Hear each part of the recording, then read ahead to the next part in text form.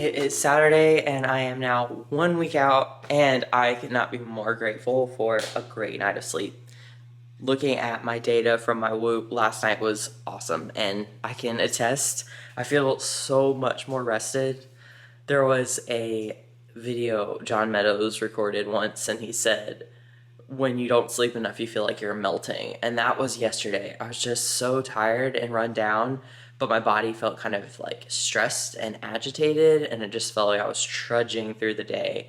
And today I already can tell I just feel recharged and a lot calmer. My nervous system feels a lot more ready and capable. So I'm super thankful. It was a tough 2 days with sleep, and now I can just face the day. I'm not going to go super hard with anything, but it gives me that confidence going into this peak week, knowing that my body's in a really good spot. It's cool to see all my other measurements improve as well. HRV is 109, which is awesome to see. My HRV has not been over 100 in over a year, and in the past couple weeks since I've reintroduced more cardio, it has, which is awesome to see, but also provides that contrast of, like yesterday when HRV was 75, definitely can tell a difference in how I feel in my body today with HRV being at 109. So just starting to ingrain the feeling with the data and using both as information that I need to help guide the activity that I do for the day and the way that I place expectations on myself throughout the day, emotionally and physically. So today I am 1 week out. My weight was at 157.2. So I'm still just at that point where I'm gonna make weight just barely. It shouldn't be too much of a problem, and I'm just gonna start manipulating water. Today we'll start a little bit more of the water load. The last few days I've been doing 5 to 6 liters of water. Today I'm gonna up it to 8 liters of water, so I'm gonna go ahead and get started on that, and then I'll start tapering that down through the week. Today I'll keep salt in. I'm not gonna change salt for a few days. And nutrition-wise, let's see, I made some notes about it. Nutrition-wise, I'm gonna hold steady today. So yesterday was a little bit high. I ended up having around 1,900 calories, which is quite a bit more than I've been having. I've been around 1,500. But with that extra meal at 1 a.m., it just tacked on a few hundred calories in addition. So today I'm gonna go back down to what I was doing before and just keep pushing, and I'm excited to see how my body responds. I think a refeed was really helpful for helping with recovery and helping with sleep last night. So just cool listening to my body, letting it guide me, and getting to move forward knowing that it can handle the food and it knows what to do with it. So today I will not be training. I don't normally train on Saturdays, but I have Jiu-Jitsu this morning.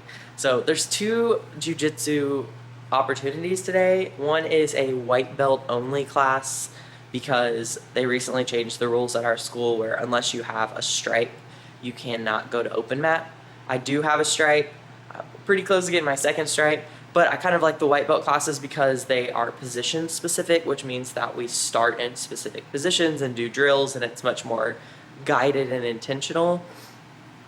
Whereas at 11, it's open mat and it's just free for all. You know, you can go out there and roll. So part of me wants to do the class because I know it'll be a little bit more guided and less spastic, but the benefit of open mat is getting more of an opportunity to actually roll with people and see where my skill is at. So I'm gonna feel it out, see how I'm feeling in a couple hours, and go from there. After all, it's only just before 7 as my body refuses to let me sleep past 6:30 at the absolute latest. So I have some time to decide which I wanna do. And then after that, I'll walk today, get a lot of steps in, maybe go for a run later, and just really focus on cardiovascular activity and recovery today. The explanation is given is that there is some aspect of us that is not biological. Well, God is also here. He knows that he is. Well, like you expect yourself to already know things. But you shouldn't, because you're constantly learning.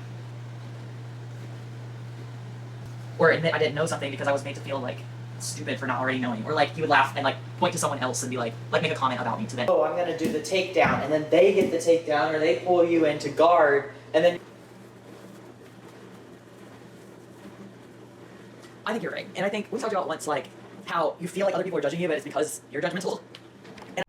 So just wrapped up with open mat.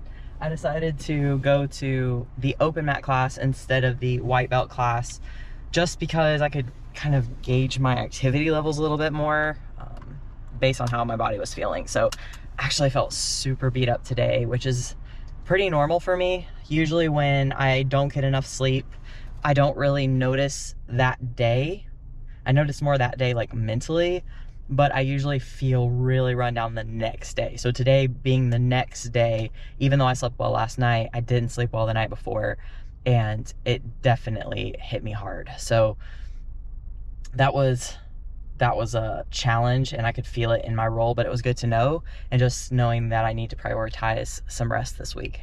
But I just stayed on the mat a little bit after time with a black belt named Jeff, who competes quite a bit, and he gave me so much great advice and really helped me work on my mount escapes and just mentally preparing for the competition and everything that goes along with that. So it's just super cool to be able to have that time with him, and then one of our black belts, Manny, who's super experienced, to sit there with him as well and kind of pick his brain, and then roll with some really incredible women today as well. So super helpful. It's hard. It's one of those sports where you're constantly just learning what you don't know and finding gaps in your game, but I'm learning to build my tolerance to failure. This is that time under tension, and this is where you really grow. And this is where I have to really ingrain my belief system that for me, it's about process. It's about growth along the way. It's not about the outcome. It's not about knowing everything. If I knew everything, I would never grow. So I want to go in here with a beginner's mind and learn every single class and learn how to get better, and just really be grateful for all the people around me and everything that they can teach me. And this is an incredible experience and opportunity to do that. So pretty fried. It is 1:30 right now. I'm gonna head home, shower, much needed shower, and get some food, and then take some downtime, probably go for a walk a little bit later, just kind of rest, let my body recharge the rest of the day. Also, I mentioned I've been using a Garmin watch and a Whoop, but one reason I got the Whoop was because I can wear it in their Anywhere. They have this line called Anywhere, and it's a group of accessories like boxer shorts that have a little slot in them, or a sports bra, or I'm using this bicep sleeve, and you just slide your Whoop into it, and then it can track your heart rate throughout activity. So it's perfect for jiu-jitsu, where you definitely would not want something on your wrist, because you're usually pressing your wrist into other people's faces, and it would just be uncomfortable for both of you. Whereas this on my bicep never gets in the way, and it's super accurate. Like, I find that it doesn't disconnect despite obviously very crazy activity, and I get a really great reading of my heart rate throughout. So looking at my data, the way Whoop works is they give you a strain score. So it's like your level of exertion, like the level of stress on your body. And then you can see how throughout, I would roll, and then I would rest and roll and rest and roll and rest. And then towards the end, I was kind of just like drilling with someone. So it was a little bit more moderate level activity. And then it tells you what time that you're in each zone. Tells you your calories, average heart rate, max heart rate, and time. I like the calories on Whoop because I feel like it most accurately represents the amount of calories I actually think I burn in a day based on what I'm able to take in calorically and what keeps my weight steady. Whereas the Oura Ring or the Garmin both overestimate my expenditure. So both of them will tell me I'm averaging burning, 2,500 calories a day. But if I eat 23 or 2,500 calories a day, I'm definitely gaining weight. So the Whoop is a lot more accurate, in my opinion, just based on what I know about my body. So if you're looking for something that's giving you a more accurate reading, based on everything I've experienced, I think Whoop is probably the best fitness tracker. I think it's really accurate with sleep. I love that it can stay really consistent with activity levels and accurate during high intense and sporadic activity like jiu-jitsu. It doesn't have a screen, which is a challenge, but for me, I think it's the best option overall. I found that Oura doesn't really accurately represent my step count, whereas the Garmin does. But the Garmin obviously is big, clunky, gets in the way, and I definitely can't wear it during jiu-jitsu, and it's not super comfortable to sleep in. So it's all a trade-off. If you want to do a Whoop, it uses strain instead of steps.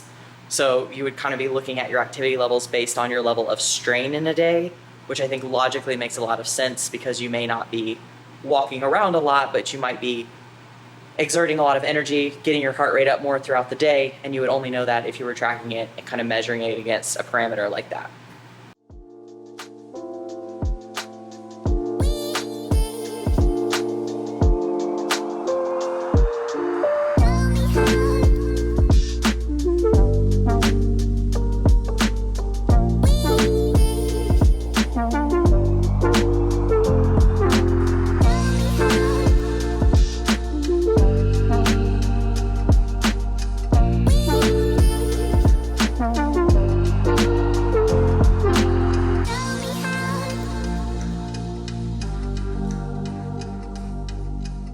So one of my favorite things to do on the weekends, and I know this is probably just not cool whatsoever, but I love planners. I love planning out my life. The idea of having a blank planner and getting to just write everything down is exciting to me. And it's one reason I think I love check-in sheets as well.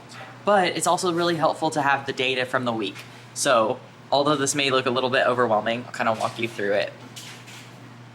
You'll see that I have my check-in sheet written out, and it goes over everything from my weight through my sleep, HRV and resting heart rate, which you can see that night I slept really poorly, was pretty trash, back up into the greenish today. I have like a goal for the day, and then I have my training plan here. So that includes when I'm training jiu-jitsu, when I'm doing cardio, when I'm weightlifting, and I've been kind of copying and pasting this from one week to the next week and then increasing. So I'll add in, like this week I added in a little bit of running, so I'll add in a couple running sessions and just slowly like bump things up to improve conditioning over time. Then I have like water intake and caffeine intake, digestion, and just some notes for the day. So I talked to Manny, who is one of our like highest level black belts at the school and is super knowledgeable, and he was giving me some advice about training this last week leading into the competition. I have mixed feelings about being this detail oriented with everything because I know I'm a beginner and I could go in there and get submitted within 5 seconds, and I want to know that that's a possibility so that I'm not too outcome focused. But I also want to track this data because it will be interesting moving forward if I decide to keep competing, to have this information and be able to improve and know, okay, here's exactly what I did leading into it. Okay, this is when I hit a point of overtraining. Okay, I should have improved my cardiovascular conditioning a bit more. So just having the process laid out, it's one thing I loved about bodybuilding. It gave me something to really focus on and improve upon, and the data to go over and then to use to get better the next time around. So although a lot of this is going to come down to skill, most of it, 99% of it's going to come down to skill, I think just leveraging some of these other areas and improving myself as an athlete nutritionally, cardiovascularly, in regards to strength, in regards to agility and mobility. If I work on all of those things now, as I advance as an athlete, which will come from training jiu-jitsu specifically, I will also be improving as an athlete through these other areas that I can leverage. So I know this will get more important over time as I go up in belt rank, but I want to be intentional about this from the beginning. And as a coach, it's fascinating. I would love to help athletes get prepared for jiu-jitsu competitions, to use weightlifting specifically to help improve their game. So the best way to learn how to coach that is to do it yourself. And I'm very excited about this process. So what I'm learning is where my point of overtraining is. Some of this is going to be due to my hormones and where I'm at my menstrual cycle. Some of it is just increasing activity to this degree. So when I talked to Manny about how to approach this next week, he said that he would always do like an 8-week training cycle, with the last week being the one right before the competition. So the 2 weeks before the competition was like barely any weightlifting, mostly just agility work, footwork, and a lot of stretching. Now I don't have 2 weeks to do that, but I do have a week. So this week I'm really committed to not weightlifting. As much as I love it, as much as I want to do it, I think my body's going to feel much better for not. I'm just going to focus on cardio every day, improving cardio, so that by the time I get to that match on Saturday, my cardio is going to be a lot better. It's already improved a ton. I think just being able to fully dedicate a week to that and mobility work, I'm going to be feeling fresh and strong and mobile and agile for the competition. So I'm just going to update my schedule for next week and kind of get myself in that headspace of looking forward to what's to come.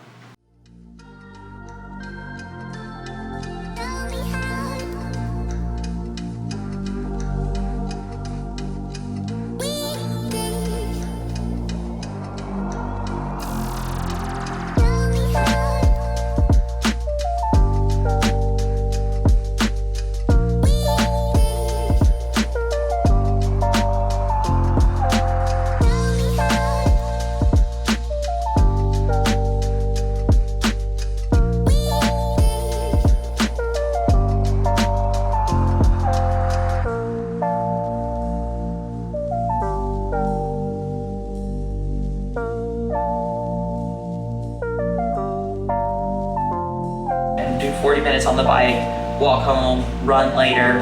I recognize that my body's walk home and then later today probably do like an Epsom salt bath.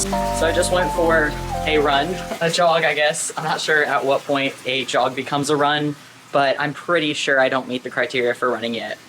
I hit a mile in about 8:45 I believe, which is definitely better than my times last week. I'm kind of working on my running stride and getting my hamstrings looser, but definitely not where I was back when I ran a 5K back when I was 20, which is fair since I don't run very often. But it's feeling good. Definitely the hardest exercise for me by far. It's never been something that's very natural at that pace. I feel much more comfortable doing short sprints. So this is definitely testing that like energy range, that output that is really challenging for me. But it keeps me in that zone 4 to zone 5, usually more zone 4. And that's about where I'm at for jiu-jitsu. So it's at least teaching me to use those energy systems, even if it's not directly translating to jiu-jitsu performance. And now I'm gonna do an ice bath. Don't get me wrong, this is not something I do often, ever. I've done it like once ever. And that was at a GASP event with Samantha Yaring. And I felt a little bit competitive at the time. So I was able to stand there for like 10 minutes and just keep really calm. But someone in jiu-jitsu today mentioned needing to do some ice baths, and I've been feeling very convicted to do it and felt like that was my final confirmation. So I'm gonna hop in here, hold out as long as I can, and then enjoy the rest of the evening.